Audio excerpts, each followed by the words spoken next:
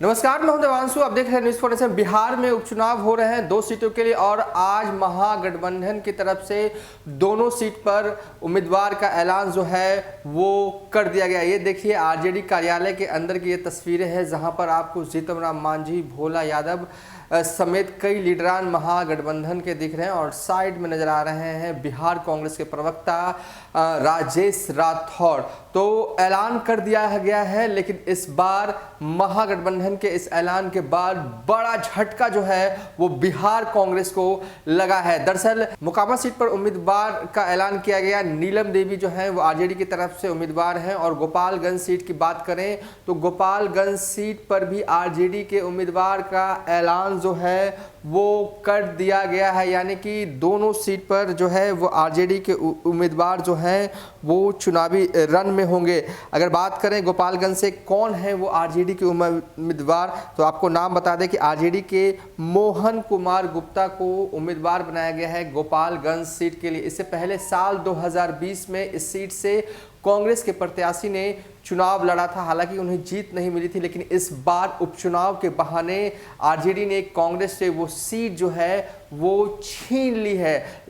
आखिरी टाइम तक, या कहें कि आखिरी तक कांग्रेस ये मांग करती रही कि गोपालगंज सीट जो है उन्हें दिया जाए, लेकिन आरजेडी कतई तैयार नहीं हुई गोपालगंज सीट देने को। अंततः अभी से थोड़ी देर पहले जो है वो महागठबंधन के नेताओं ने ऐलान कर दिया मोकामा से नीलम देवी आरजेडी की उम्मीदवार होंगी और गोपालगंज सीट से मोहन कुमार गुप्ता जो कि आरजेडी से आते हैं उन्हें उम्मीदवार जो है वो बनाया गया है। महागठबंधन में एक तरह से कह सकते हैं कि कांग्रेस को बड़ा झटका लगा है। बिहार में 2 सीटों पर होने वाले विधानसभा उपचुनाव के लिए महागठबंधन के दल ने प्रत्याशियों का ऐलान कर दिया है।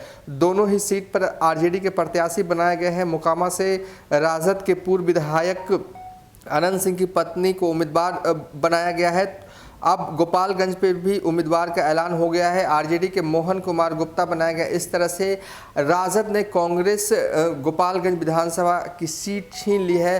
साल 2020 विधानसभा चुनाव में महागठबंधन की तरफ से गोपालगंज विधानसभा क्षेत्र से कांग्रेस प्रत्याशी आसिफ गफूर चुनावी मैदान में उतरे थे, लेकिन इस बार उपचुनाव में राजद ने कांग्रेस को बड़ा झटका दिया है। आपको बता दें कि 2 सीटों पर उपचुनाव हो रहे हैं। 3 नवंबर को वोटिंग होगी और 6 नवंबर को चुनावी नतीजे आएंगे। लेकिन हो जो भी, लेकिन कुछ भी कहें, लेकिन कांग्रेस, बिहार कांग्रेस के लिए बड़ा झटका है महागठबंधन। वैसे भी महागठबंधन जब से जेडीयू आई है, महागठबंधन का कुनबा जो है वो बड़ा हो गया है और अब कांग्रेस से उसकी ही सीट जो है वो छीनी जा रही है। गोपालगंज सीट एक तरह से कह सकते हैं कि बीते विधानसभा चुनाव में कांग्रेस ने इस सीट से चुनाव लड़ा था, लेकिन अब कांग्रेस से ये सीट छीन ली गई। अंत तक अजीत शर्मा कांग्रेस के बिहार कांग्रेस के प्रदेश अध्यक्ष मदन मोहन झा ये कहते रहे और ये चाहते रहे कि वो सीट जो है उनके खेमे में किसी भी हाल में आए, लेकिन ऐसा हो नहीं सका। आरजेडी का फैसला जो है, एक तरह से कहें सख्त फैसला आरजेडी ने लिया कि किसी भी हाल में वो जो है वो गोपालगंज सीट लड़ेगी और अंततः यही होने भी जा रहा है। आरजेडी की तरफ से ऐलान भी कर दिया गया है कि उनके ही उम्मीदवार लड़ेंगे। बहरहाल हो जो भी, लेकिन बड़ा सवाल यह है कि महागठबंधन में जिस तरीके से आरजेडी की चल रही है, क्या आने वाले वक्त में कांग्रेस क्या करेगी, क्योंकि कांग्रेस की बातों को, खासकर बिहार कांग्रेस के नेताओं की बातों को महागठबंधन में उतना तवज्जो मिल नहीं पा रहा है, क्योंकि ये सीट वैसे भी पारंपरिक, वैसे भी ये सीट जो गोपालगंज वाली सीट है वो कांग्रेस के खाते में थी, लेकिन वो सीट जो है वो जबरन एक तरह से कह सकते हैं कि आरजेडी की तरफ से छीन ली गई है। फिलहाल अभी तक के लिए इतना ही। आप देखते रहिए न्यूज़ फॉर नेशन।